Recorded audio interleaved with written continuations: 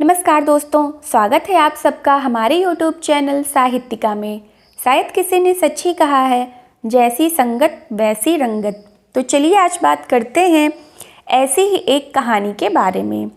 एक बार एक राजा शिकार के उद्देश्य से अपने काफिले के साथ किसी जंगल से गुजर रहा था। दूर दूर तक शिकार नजर नहीं आ रहा था। वे धीरे धीरे घनघोर जंगल में प्रवेश करते गए। अभी कुछ ही दूर गए थे कि उन्हें कुछ डाकुओं के छिपने की जगह दिखाई दी। जैसे ही वे उसके पास पहुँचे कि पास के पेड़ पर बैठा तोता बोल पड़ा, पकड़ो पकड़ो, एक राजा आ रहा है। इसके पास बहुत सारा सामान है, लूटो लूटो, जल्दी आओ जल्दी आओ। तोते की आवाज़ सुनकर सभी डाकू राजा की ओर दौड़ पड़े। डाकुओं को अपनी ओर आते देखकर राजा और उसके सैनिक दौड़कर भाग खड़े हुए। भागते भागते कोसों दूर निकल गए। सामने एक बड़ा सा पेड़ दिखाई दिया। कुछ देर आराम के लिए उस पेड़ के पास चले गए।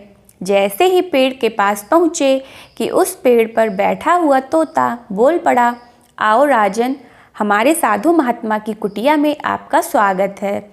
अंदर आइए, पानी पीजिए और विश्राम कर लीजिए। तोते की इस बात को सुनकर राजा हैरत में पड़ गया और सोचने लगा कि एक ही जाति की दो प्राणियों का व्यवहार इतना अलग अलग कैसे हो सकता है। राजा को कुछ समझ नहीं आ रहा था। वह तोते की बात मानकर अंदर साधु की कुटिया की ओर चला गया। साधु महात्मा को प्रणाम कर उनके पास बैठ गया और अपनी सारी कहानी सुनाई और फिर धीरे से पूछा, ऋषिवर, इन दोनों तोतों के व्यवहार में आखिर इतना अंतर क्यों है? साधु महात्मा ने धैर्य से सारी बातें सुनी और बोले, ये कुछ नहीं राजन, बस संगति का असर है।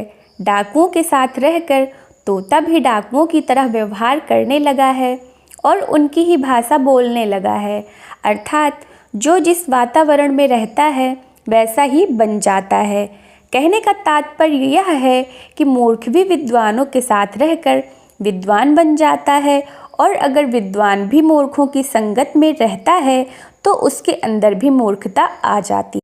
तो हमें इस कहानी से यह सीख मिलती है कि हमें सोच समझकर संगति करनी चाहिए, क्योंकि संगत का असर चाहे अच्छा हो या बुरा हो वो हमारे ऊपर पड़ता ज़रूर है। तो अगर आप लोगों को मेरी यह कहानी पसंद आई हो तो हमारे चैनल को लाइक, शेयर, सब्सक्राइब करना ना भूलें। धन्यवाद।